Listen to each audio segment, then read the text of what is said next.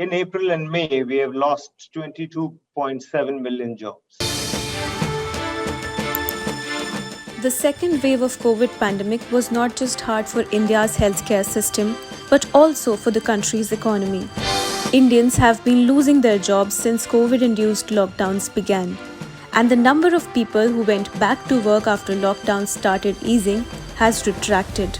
All the income that we lost during the last 1 year and will lose in the coming 1 or 2 quarters will be lost forever. Those incomes that we were to earn will not be recovered.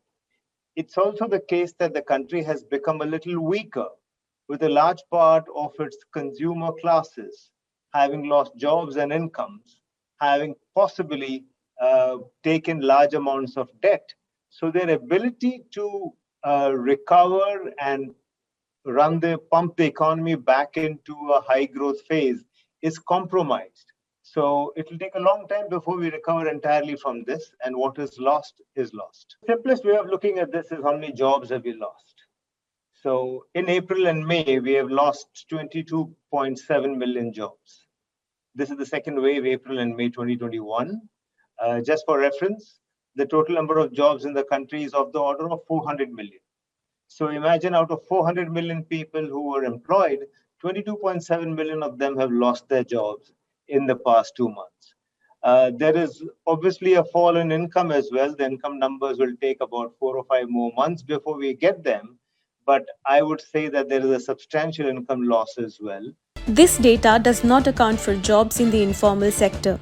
Job losses for people such as the migrants working on daily wages are unaccounted for. Last year, the Indian economy fell to its worst ever GDP growth since independence. Overall, the GDP contracted by 7.3% in 2020-21. However, according to the Chief Economic Advisor, the last 4 months of the financial year 2020-21 have been positive.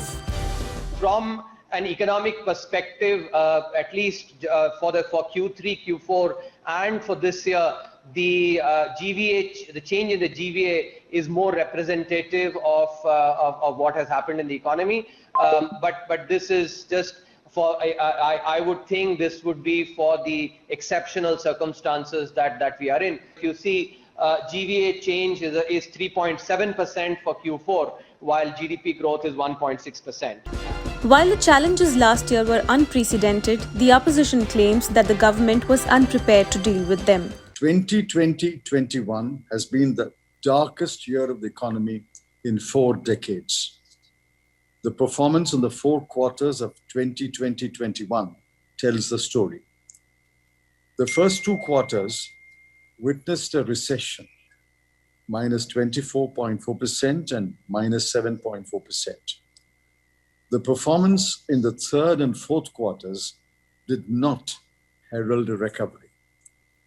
The estimated rates of 0.5% and 1.6% were due to a very low base of 3.3 and 3.0% in the corresponding quarters of the previous year. Giving a point-by-point reply to the former Finance Minister, Minister of State for Finance Anurag Thakur said that India is not the only country that has faced an economic downturn.